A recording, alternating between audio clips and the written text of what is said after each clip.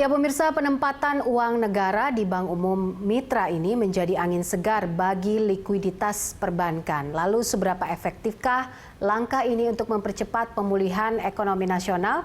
Bagaimana mengawalnya agar transmisinya juga efektif ke sektor real?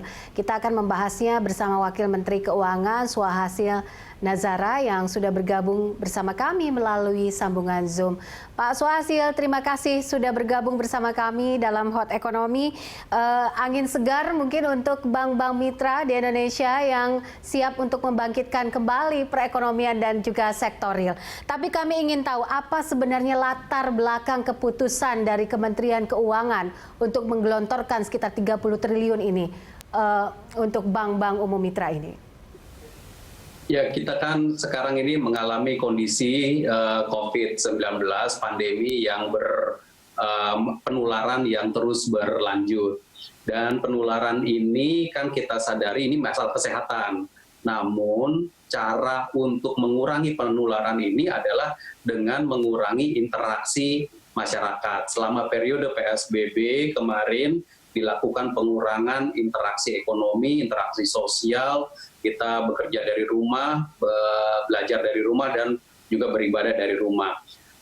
PSBB-nya sendiri itu kemudian menciptakan penurunan dari aktivitas ekonomi, sehingga kita lihat kemarin di bulan Mei itu menimbulkan tekanan yang cukup dalam kepada perekonomian kita.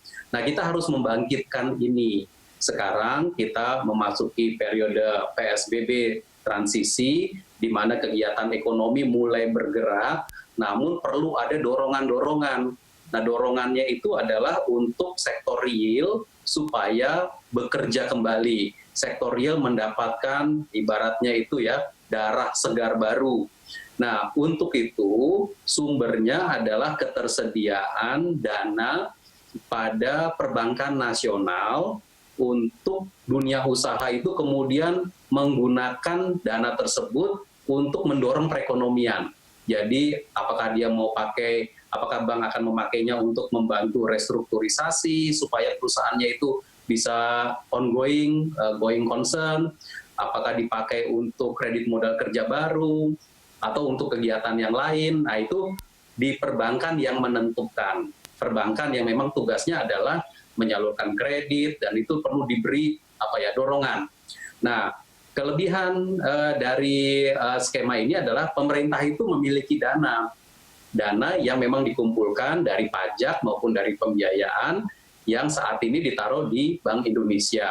Nah, kita melihat bagaimana dana ini supaya dia lebih efektif membantu dunia usaha, jadi membantu sektor realnya ya, ujungnya itu, maka dana ini ditaruh di perbankan nasional.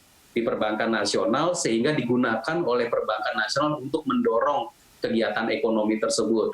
Nah, tentu ini seperti yang ada di caption barusan, ada beberapa larangan untuk penggunaan dana ini kalau diberikan.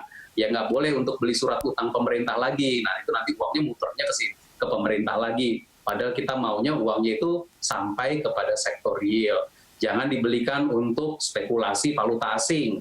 Nah, itu nanti banknya bukannya membantu, malah dia terlibat dalam spekulasi. Nah, ini larangan ini aja kita batasi, namun ujungnya kita berharap alokasi ini digunakan oleh perbankan, dalam hal ini Bank Himbara, untuk mendorong kegiatan ekonomi di sektor real. Demikian.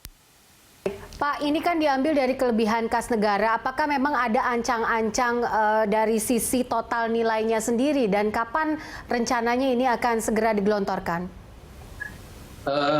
Saat ini kita merancang supaya 30 triliun rupiah, ya, 30 triliun rupiah itu dialokasikan pada Bank Himbara.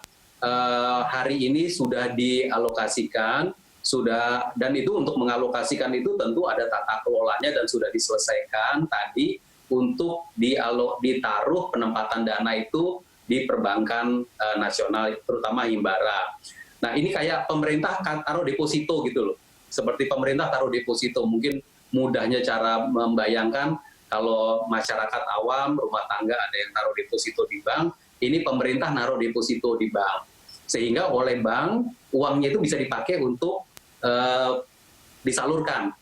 Nah, Penyalurannya untuk apa? Itu kita serahkan kepada perbankan yang mengerti, karena mereka yang kita anggap mengerti kebutuhan dunia usaha dan kebutuhan sektor real. Silahkan, pokoknya dorong perekonomiannya supaya bisa bekerja dan memberikan boosting bagi dunia usaha yang baru akan mulai naik lagi nih setelah kemarin kita melakukan PSBB. Tapi di beberapa daerah, kan kalau Indonesia kan cukup beragam ya, ada daerah yang udah mengalami kenaikan, tapi ada daerah yang masih cukup tinggi tekanan COVID-nya. Untuk daerah yang masih tinggi tekanan COVID-nya, ya berarti untuk membantu dunia usaha melewati periode yang sulit. Kalau masih PSBB, kalau di daerah yang sudah mulai mengakhiri PSBB atau memasuki PSBB transisi, berarti untuk membantu dunia usaha di daerah tersebut untuk bisa naik kembali kegiatan ekonominya, begitu. Baik, Pak, ini kan ada 4 bank BUMN tentunya. Apakah mungkin juga bahwa dana ini juga akan digelontorkan untuk bank-bank swasta di Indonesia untuk membantu juga dari sisi produksi dan juga sektor realnya? Saat ini kita memberikannya kepada bank yang dimiliki oleh pemerintah. Jadi memang kan penempatan dana pemerintah sesuai ketentuan peraturan perundangan ditaruh pada perbankan nasional yang dimiliki oleh pemerintah. Nah, ini sebenarnya bisa pemerintah pusat dan bisa pemerintah daerah. Namun yang langsung kita lakukan adalah yang dimiliki oleh negara, yaitu bank-bank BUMN pada saat ini. Untuk pembagiannya sendiri untuk 4 bank BUMN ini seperti apa? Kemudian untuk cara pembagiannya bertahapkah atau sampai kapan targetnya proses ini akan terus berlangsung? Kita sudah melakukan diskusi dengan perbankan nasional ini, ya, artinya 4 bank BUMN ini berarti adalah Bank Mandiri, Bank BRI, Bank BTN, dan Bank BNI. Nah, keempat ini telah siap untuk menerima dan memiliki komitmen untuk menyalurkan, artinya menggunakan ya dana yang ditempatkan ini untuk mendorong kegiatan ekonomi, artinya membantu nasabah-nasabah sektor realnya. Ya, dan itu bisa dilakukan secara langsung atau tidak langsung atau terserah mereka lah, kan ini para banker ini biasanya idenya banyak ya, yang nasabah yang datang kepada bank juga banyak. Nah, itu yang dicarikan supaya ketemu cocok sehingga bisa membantu perekonomian nasional. Penempatan dana ini pada perbankan dilakukan saat ini periodenya itu untuk 3 bulanan. Artinya dalam mendekati nanti 3 bulan kita akan melakukan review terhadap bagaimana dana tersebut digunakan. Kalau review laporannya sih kita minta perbankan itu melaporkan secara kontinu tiap bulan. Udah terpakainya untuk apa, berapa banyak, kemudian yang udah mendorong dunia usaha sektor real itu seperti apa. Periodenya kita taruh tiap 3 bulan dan 3 bulan kita review lagi.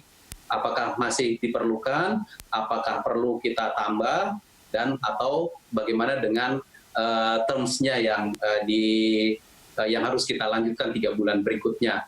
Jadi 3 bulanan ini. Oke, Pak Suhasini, nanti kita akan lanjutkan lagi. Kami terpaksa jeda sebentar. Pemirsa tetaplah bersama kami.